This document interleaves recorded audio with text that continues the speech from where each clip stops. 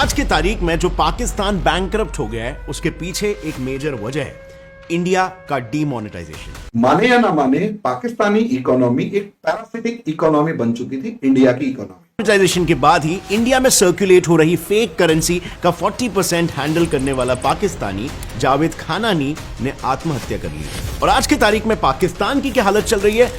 लोग cooking gas plastic bags में ले जा रहे हैं। सरकार अपने एम्प्लॉयज से लेकर एमपीज तक सभी की सैलरीज को रिड्यूस कर चुकी है।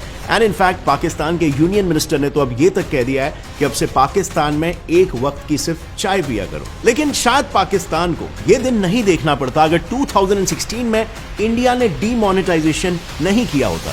आपके यहां जो भी नकली करेंसी होती थी जिसे आप डॉलर में कन्वर्ट करवा लेते थे इंडिया के थ्रू, वो सारा आना हो गया बंद।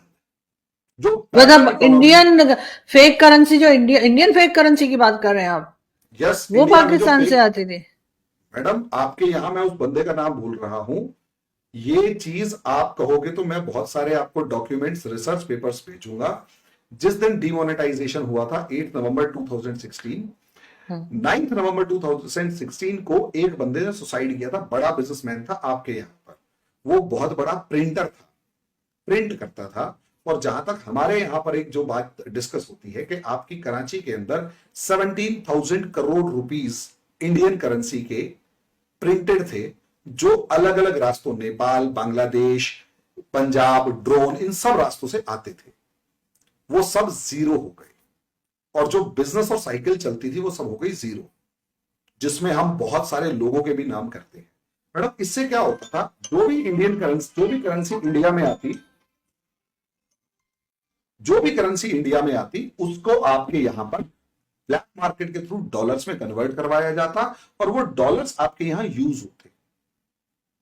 हमारे यहां वो करेंसी बंद होते ही, और एक चीज और, हमारे यहां जितनी भी प्रिंटिंग प्रेस थी, वो सारी की सारी प्रिंटिंग प्रेस जो है ना, जो मतलब आप इसे ऐसे देखिएगा, मतलब प्रिंट होते थे, जो मतलब नोट्स प्रिंट होते थे, वो पुराने वाली मशीनें हमारे कांग्रेस गवर्नमेंट ने आपकी कंट्री को बेच दी थी। और बेवकूफी कांग्रेस गवर्नमेंट ने यह की थी कि जिस कंपनी से, डॉन समथिंग कुछ ऐसी कंपनी का नाम है स्विट्जरलैंड की, उसमें आपकी पाकिस्तान की कंपनीज का स्टेक था। हमारी करेंसी का पेपर और इंक जो है वो उन्हीं से लिया जाता था। अब आप अंदाजा लगाकर देखिए। सर, मुझे हैरत है कि हम इतने काबिल हैं कि हम इतनी इंडियन करेंसी प्रिंट कर लेंगे। आपके यहाँ का बेस्ट माइंड आपकी स्पाई एजेंसीज में बैठा हुआ है। आपके यहां का बेस्ट माइंड आपकी स्पाई एजेंसीज में बैठा हुआ है। और उसका स्पाई एजेंसीज में तो सर बेस्ट माइंड ही होता है वैसे। हाँ सर, जो लोग ज्यादा ज़हीन होते हैं या ज्यादा बेस्ट माइंड होता है, वो तो ऑफ कोर्स एजेंसी में ही होते हैं ना। मैडम, तो दो तरीके से इस्तेमाल करो ना, एक तो अपने देश को बढ़ाने के लिए और दूसरा दूसरे को गिराने के लिए। उस दिमाग को दूसरे को गिराने के लिए इस्तेमाल करेंगे तो आगे कैसे बढ़ेंगे? सही, ट्रू। ये हो रहा है। ये इस पे भी आप किसी दिन डिस्कस कर सकते हैं कि how demonetisation destroyed Pakistani economy. ये एग्जैक्टली है, लेकिन ऐसा मगर सर, मुझे जरा वो नाम या वो कोई डॉक्यूमेंट या कोई चीज हो तो भेजिएगा कि पाकिस्तान से करेंसी बन रही थी इतनी ज्यादा इंडियन करेंसी। बहुत बड़े लेवल पर सोचकर देखिए ना, हमने डीमोनेटाइजेशन किया, ब्लैक मनी खत्म करने के नाम पर। हाँ, जितनी करेंसी थी उससे ज्यादा आ गई। जितनी करेंसी थी उससे ज्यादा आ गई।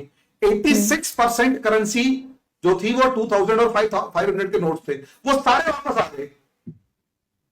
अब आप बताइए, और उससे ज्यादा आ गए।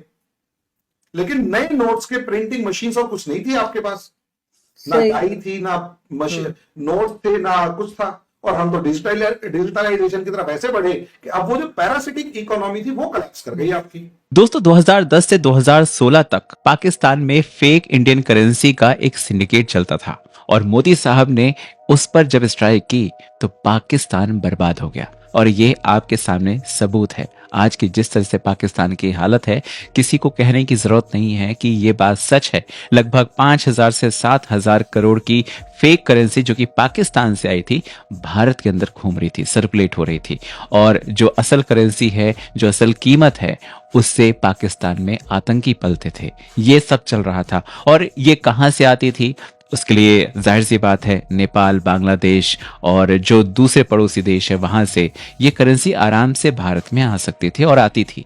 और लेकिन जब 2016 में मोदी साहब ने ये इस करेंसी के ऊपर सर्जिकल स्ट्राइक की, तो उसके बाद जितने भी जाली नोट पाकिस्तान में बनते थे, वहां की जो मशीनें थी वो सब ठप हो गई। आप यकीन करें कि कश्मीर में जिस तरह से आतंकवादियों को सपोर्ट मिलता था, पत्थरबाजी होती थी, उसमें नोटों का जो इस्तेमाल होता था, 500-500 रुपए करके जो नोट बांटे जाते थे, वो सब पैसे कहाँ से आते थे। लेकिन आज देखो, ना पैसे मिलते हैं ना पत्थरबाजी होती है।